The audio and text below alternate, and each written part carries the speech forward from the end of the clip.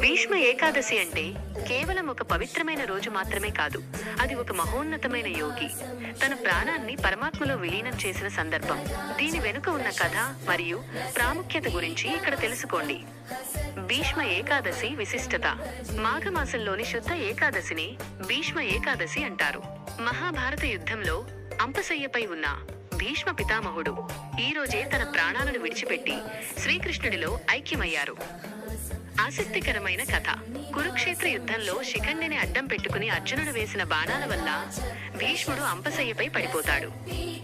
అయితే భీష్ముడికి తన తండ్రి శంతనుడి వల్ల స్వచ్ఛంద మరణం, తాను కోరుకున్నప్పుడే ప్రాణం విడవవచ్చు అనే వరం ఉంది. దక్షిణాయనం వర్సెస్ ఉత్తరాయణం. అప్పుడు సూర్యుడు దక్షిణాయనంలో ఉన్నాడు.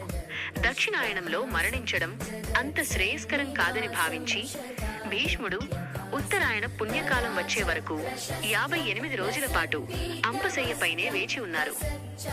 విష్ణు సహస్రనామ ఆవిర్భావం. సూర్యుడు ఉత్తరాయణంలోకి ప్రవేశించిన తర్వాత మాఘశుద్ధ అష్టమి నాడు భీష్ముడు తనువు చాలించాలని నిర్ణయించుకున్నారు. అయితే ఆయన నిర్యాణానికి ముందు ధర్మరాజుకు రాజనీతిని, మోక్ష మార్గాన్ని ఉపదేశించారు.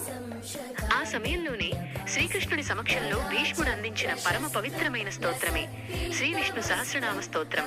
ముక్తి పొందిన రోజు భీష్ముడు ఈ ఏకాదశి నాడే విష్ణువును ధ్యానిస్తూ తన ప్రాణాలను వదిలారు. అందుకే దీనిని భీష్మ ఏకాదశి అంటారు. ఈ రోజు ఏం చేయాలి? భీష్మ ఏకాదశి నాడు భక్తులు ప్రధానంగా ఈ పనులు చేస్తారు. 1.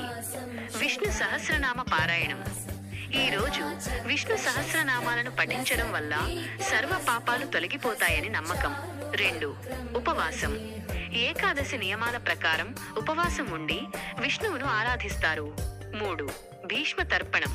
సంతానం ఉన్నవారు, లేనివారు ఎవరైనా సరే భీష్ముడికి తర్పణం వదలడం వల్ల పితృదేవతల ఆశీస్సులు లభిస్తాయని చెప్తారు. ముఖ్య గమనిక: విష్ణు సహస్రనామం పుట్టినరోజే ఈ భీష్మ ఏకాదశి. అందుకే దీనిని విష్ణు సహస్రనామ జయంతి అని కూడా పిలుస్తారు.